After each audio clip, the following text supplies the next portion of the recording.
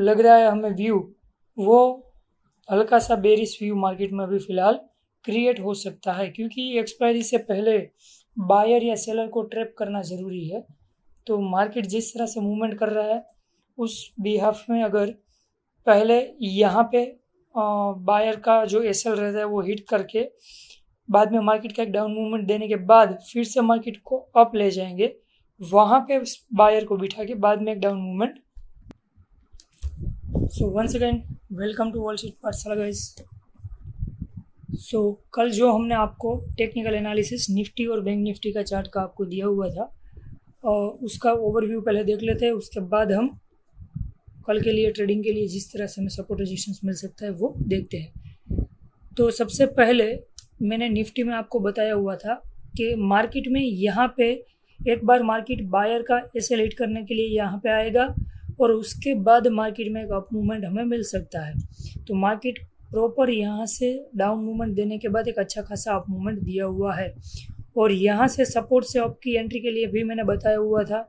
Market यहाँ पे क्यों नहीं पहले गया है उसका भी रीज़न जिन लोगों ने वॉल स्ट्रीट में कोर्स किया है उनको पता होगा कि यहाँ पे कौन सा रेजिस्टेंस हमारा बीच में आ रहा था, जिसकी वजह से मार्केट ने वो रेजिस्टेंस को टच करने के बाद ही मार्केट नीचे आया हुआ है।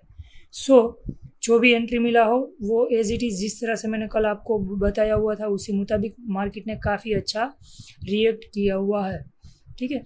और सेम देख सपोर्ट जो हो सकता है वो सपोर्ट मार्केट में ये सपोर्ट स्ट्रॉन्ग सपोर्ट की तरह कल हमें वर्क दे सकता है। 44,500 के आसपास का जो सपोर्ट है जो आज आना चाहिए था, लेकिन मार्केट आज उससे ऊपर ही निकल गया। 500 से पहले ही 600 मार्केट ने यू टर्न ले लिया है। तो ये जो 44,500 का सपोर्ट है वो मे बी कल पॉसिबल हमारे लिए एक स्ट्रॉन्ग सपोर्ट की तरह वर्क। दोनों का ओवरव्यू है वो 60-40% जैसा ऑपोजिट डायरेक्शन में जाने की प्रोबेबिलिटी है। तो कहीं ना कहीं ऐसी सिचुएशन में मार्केट थोड़ा सा शुरुआत के पीरियड में या तो साइड वे हो जाता है या तो आफ्टर डे के एंड लेते हैं। इस बैंक निफ्टी में मैंने आपको क्या बोला था, बैंक निफ्टी में हमें एक अच्छा खासा मूवमेंट कैसे मिलेगा कि अगर मार्केट में दोनों निफ्टी और बैंक निफ्टी थोड़ा सा मुझे 60-40% जैसा ऑपोजिट डायरेक्शन लग रहा था, तो मैंने आपको बताया था कि या तो शुरुआत के पीरियड में थोड़ा साइड वे हो जाएगा या तो लास्ट में। मार्केट शुरुआत में थोड़ा सा साइड वे हुआ था, उसके बाद जिस तरह से मैंने एग्जैक्टली आपको एक ड्राइंग करके भी दिया हुआ था कि मार्केट में जो मूवमेंट मिल सकता है वो किस तरह से हमें मिल सकता है, ठीक है। 2 मूवमेंट दिया था, अप और डाउन दोनों का एक दिया हुआ था। मार्केट ने प्रॉपर मूवमेंट दिया हुआ है और ये चीज़ मैंने आपको पहले बताई थी। कौन से दिन? जिस दिन मंडे का मैंने ट्यूसडे का एनालिसिस किया था, आपको मंडे में यूट्यूब में पोस्ट किया था वीडियो कि मार्केट एक बार 44,500 पे आना ज़रूरी है, लेकिन उस दिन मार्केट 100 पॉइंट पहले ही मार्केट वहाँ से रिवर्स हो गया, ठीक है। कल भी मैंने वापस बोला था कि एक बार मार्केट 44,500 के आसपास आना ज़रूरी है, यहाँ से हमें स्ट्रॉन्ग बाइंग मिलेगा, not only for psychological support resistance, लेकिन मार्केट कैलकुलेशन और टेक्निकल एनालिसिस के बिहाफ में मैंने आपको बोला था कि यहाँ हमारा स्ट्रॉन्ग सपोर्ट है, यहाँ से हमारी अप की एंट्री एक अच्छी खासी बन सकती है। अगर आपने यहाँ से कुछ एंट्री लिया हो तो एज इट इज़ 200 पॉइंट का मूवमेंट यहाँ से भी मिला है और रेजिस्टेंस से आपने डाउन की एंट्री ली हो तो वहाँ से मेरे ख्याल से करीबन 150 पॉइंट के आसपास की एंट्री तो हमें यहाँ से भी मिल चुकी है, 180 पॉइंट, ठीक है। सो देख सकते हैं गाइस सपोर्ट रेजिस्टेंस जो है वो किस तरह से मार्केट में काम कर रहे हैं। सिर्फ यूट्यूब का वीडियो प्ले करके सपोर्ट रेजिस्टेंस की वैल्यू देखने के बाद ड्रॉ करना ज़रूरी नहीं है। जो एनालिसिस करते हैं उसके बारे में थोड़ा सुनिए, समझने का ट्राई कीजिए, उसके बाद आपके नॉलेज के साथ आप आगे ट्रेड कीजिए, ठीक है। ओके गाइस,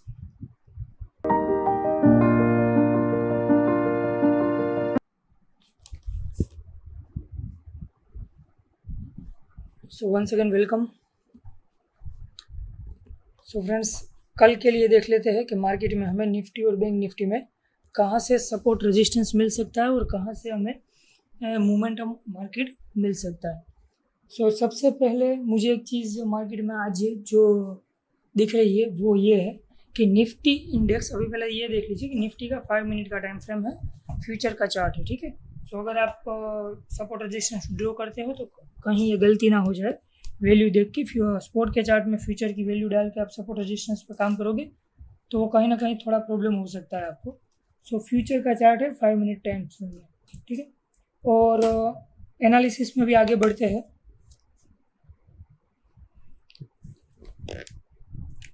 निफ्टी में आज जिस तरह से मार्केट ने मोमेंटम दिया हुआ है उसके मुताबिक कल में भी पॉसिबल मुझे ऐसा लग रहा है कि मार्केट एक बार यहाँ कहीं पे जाना चाहिए। मतलब ये जो जोन दिख रहा है यहाँ कहीं पे एक बार मार्केट जाना ज़रूरी है 19,700 के आसपास। अगर सोचिए कि कल गैप अप ओपन होने से यहाँ पे चला जाता है तब कोई दिक्कत नहीं है। अदरवाइज मार्केट अगर गैप डाउन ओपन होता है तो इमीडिएटली आप डाउन साइड की तरफ मत बैठिएगा, क्योंकि मार्केट को एक बार यहाँ पे आने दीजिएगा। यहाँ पे मार्केट का स्ट्रॉन्ग एक रेजिस्टेंस है, ये जो रेजिस्टेंस है उसके साथ ही आप समझ लीजिए 19,700 के आसपास में 692 का मैंने ये लाइन ड्रॉ किया है, लेकिन 19,720 के आसपास में यहाँ पे एक स्ट्रॉन्ग रेजिस्टेंस मार्केट का क्रिएट हो सकता है। सो ये जोन इम्पोर्टेंट है। हाँ, लेकिन अगर मार्केट ने इस जोन के मतलब ये रेजिस्टेंस के ऊपर कैंडल क्लोज कर दी और डायरेक्ट, ठीक है, सुबह ही, तो जो मार्केट का ओवरव्यू जो है वो थोड़ा सा चेंज हो सकता है।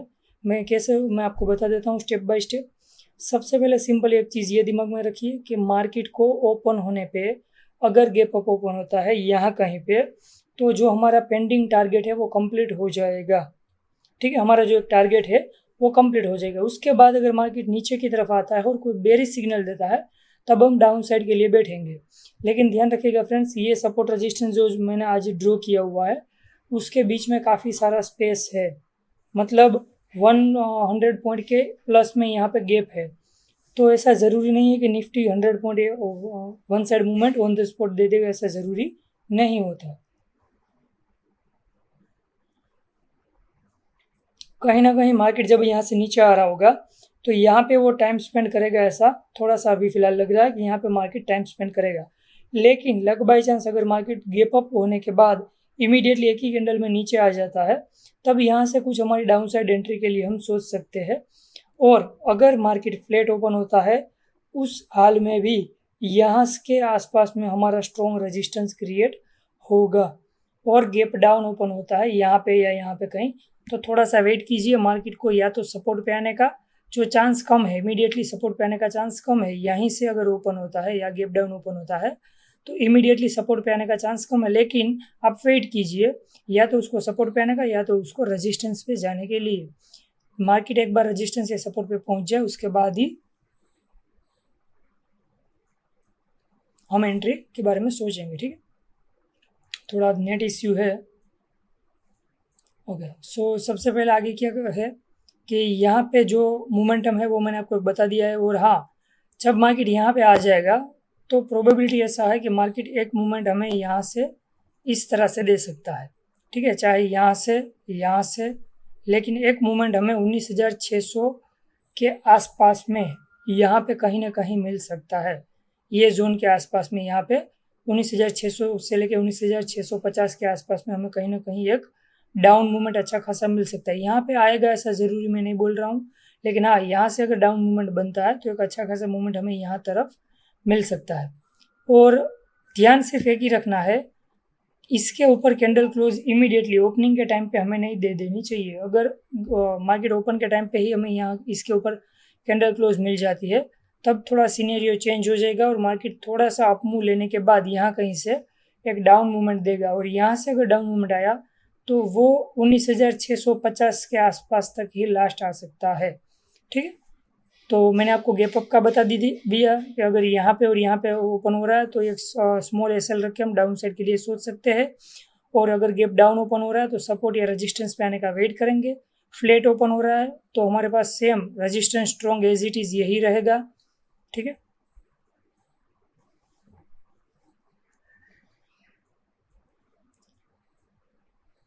मैंने ज़्यादा सपोर्ट रेजिस्टेंस ड्रॉ नहीं किए हैं। सपोर्ट में यहाँ तक ड्रॉ किया है और रेजिस्टेंस लास्ट यहाँ तक किया है। अगर इसके नीचे मार्केट जाता है तो आप डाउन साइड के लिए बाद में मत बैठिएगा, क्योंकि यहाँ कहीं पे भी मार्केट में स्ट्रॉन्ग सपोर्ट है ही ऑलरेडी, ठीक है। तो ये जोन के नीचे डाउन साइड की एंट्री लेना हमारे लिए थोड़ा सा सही नहीं रहेगा। वहाँ से कहीं ना कहीं मार्केट में बाइंग अच्छा खासा आने की प्रोबेबिलिटी है। या तो मार्केट साइडवे हो जाएगा या तो मार्केट ये जोन में साइडवे हो जाएगा या तो अच्छा खासा यहाँ से बाइंग दे सकता है। ठीक, वो ध्यान रखिएगा। अगर मार्केट ये जोन के नीचे जाता है तो डाउन साइड के लिए इमीडिएटली मत बैठिएगा।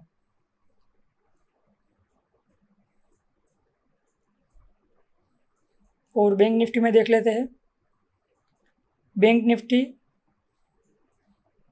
हमारे लिए एक चीज़ इम्पोर्टेंट है इसमें, बैंक निफ्टी में भी मार्केट ओपनिंग के टाइम हमारा जो फर्स्ट कैंडल है वो इसके ऊपर 5 मिनट वाला क्लोजिंग नहीं होना चाहिए। अगर इसके ऊपर क्लोजिंग नहीं होता है तो मार्केट में एक हमें पहला जो मूवमेंट डाउन साइड की तरफ मिलेगा वो कहीं ना कहीं यहाँ तक तो मिनिमम मिल सकता है। उसके बाद अगर मार्केट बेरिश हुआ तो डाउन मूवमेंट मिलेगा। ठीक है, अदरवाइज पहला मूवमेंट हमें एक आप स्कैल्पिंग बोल सकते हो, छोटा सा डाउन एंट्री लेने के लिए बोल सकते हो।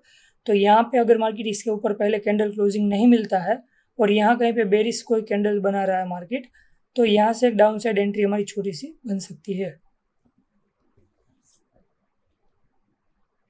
और यहाँ से अगर मार्केट को बायर नहीं मिले तो यहाँ पे आने का इजीली मार्केट ट्राई कर सकता है। मार्केट रेजिस्टेंस पे क्लोज हुआ है। सबसे पहले मार्केट में गैप डाउन ओपन होता है तो वेट कीजिए, मार्केट कहीं ना कहीं यहाँ कहीं पे जाएगा, उसके बाद डाउन आ सकता है, या तो यहाँ पे जाने के पहली कैंडल टच हो जाती है तो कोई बात ही नहीं है। उसके बाद हम डाउन साइड के लिए अगर यहाँ पे बेरिश कोई सिग्नल बनता है तो हम डाउन साइड के लिए बैठ सकते हैं।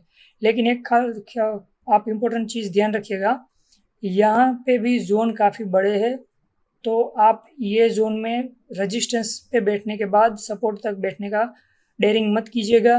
मार्केट में यहाँ कहीं ना कहीं ऐसा साइड मूवमेंट आपको देखने को मिलेगा, उसके बाद मार्केट अगर बेरिश होता है तो नीचे की तरफ जा सकता है। और अगर इसके ऊपर कैंडल क्लोज हो जाता है तो यहाँ की कोई बात ही नहीं होगी।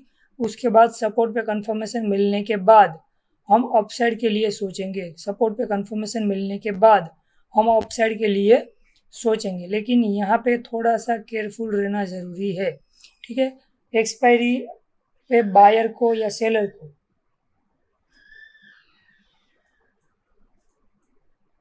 ट्रैप करना है तो एक जो मोमेंटम देना होगा वो मॉर्निंग में ही मोमेंटम ऐसा देना होगा कि जिसकी वजह से बायर या सेलर वन साइड पे शिफ्ट हो जाए। तो उसके लिए एक ईजी रास्ता यही है कि अगर मार्केट यहाँ पे आ जाता है तो यहाँ पे आने के बाद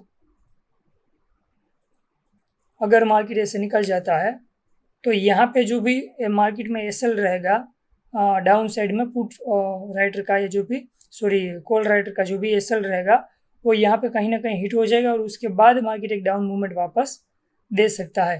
तो थोड़ा सा केयरफुल रहिएगा और कुछ नहीं है। मार्केट को सपोर्ट और रेजिस्टेंस पे आने दीजिए। जिस तरह से मार्केट सपोर्ट और रेजिस्टेंस पे आता है उसी मुताबिक आपको ट्रेड करना है। ओवरव्यू मैंने आपको सिंपल चीज़ में एक ही लाइन में बताया है कि ओवरव्यू मार्केट कहीं ना कहीं ऐसे एक बार आना ज़रूरी है। ठीक, ओके, ठीक है गाइज, नेक्स्ट वीडियो में मिलते हैं। Good bye, take care.